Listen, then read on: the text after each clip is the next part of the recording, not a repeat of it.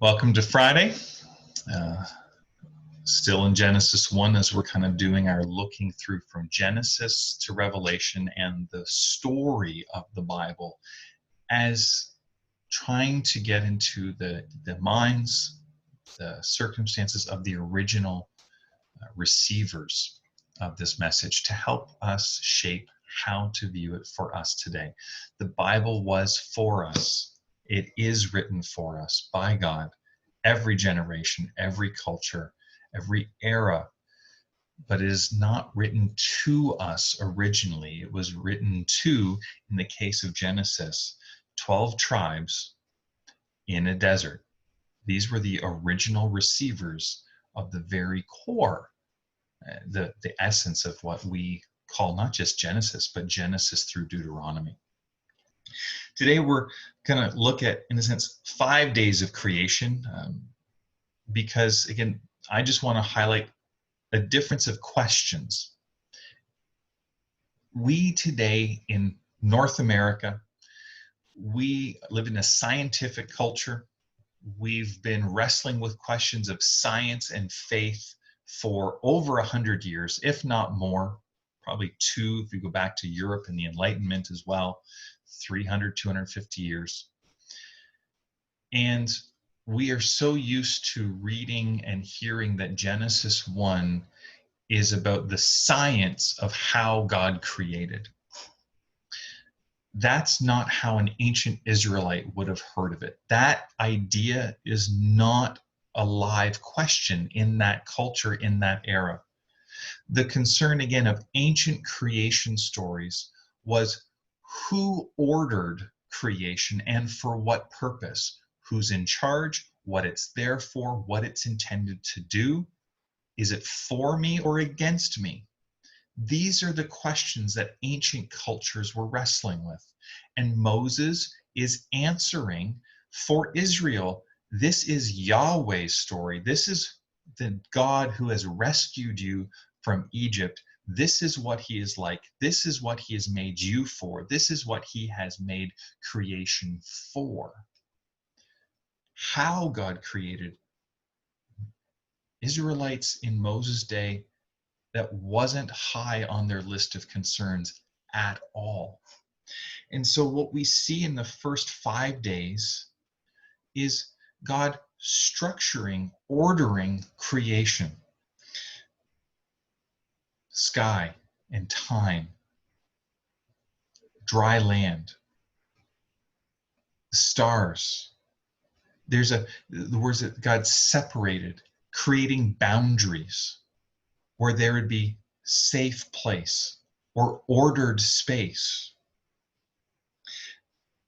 Just again, I'll highlight this because of just previous devotional, the 5th day, where God, he separates, or in this case, in days 4, 5, and 6, God is like filling the space that he made in days 1, 2, and 3, right? So in day 1, there's light and darkness, and day 4, there's lights in the sky and in the night. Day 2, we have the heavens the waters are separated. So we have sky and we have earth. Day 5, God fills the sky. He fills the waters. Day 3, dry land appears, separating of water and land in that sense. And day 6, we see God filling that space. Again, it's a different way than we're used to hearing it.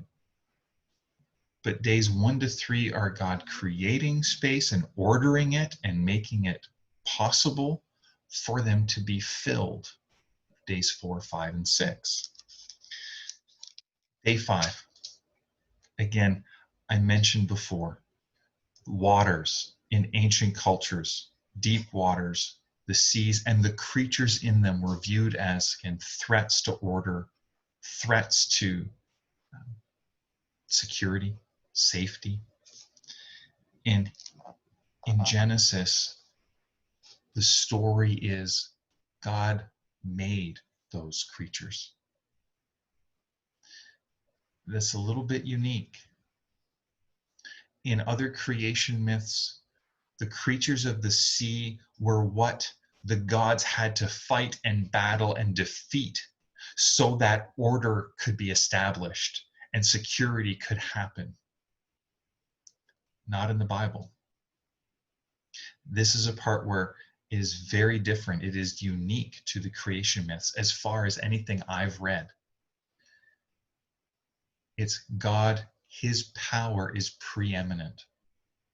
That in Job, there's Leviathan, this creature who is just awe-inspiring. But God is so far greater. So this morning, here's my question for you to reflect on. A little different than the one before. Before I asked, where's there chaos where you're struggling to maybe question whether or not God is in control? This morning, I want to flip that.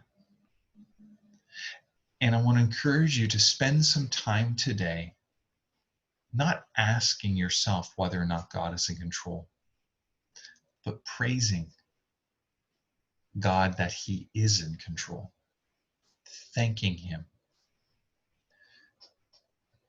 resting in the fact that he is in control and he has created all things.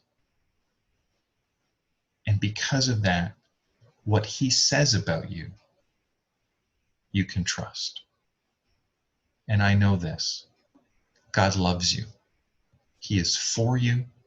He is seeking to be with you in ways that are even greater than what you have experienced to this point, because God is unto your very best.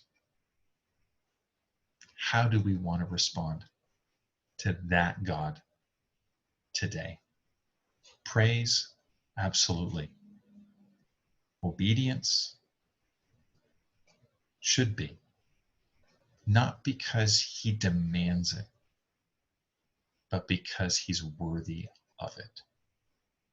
May God bless you as you follow him today.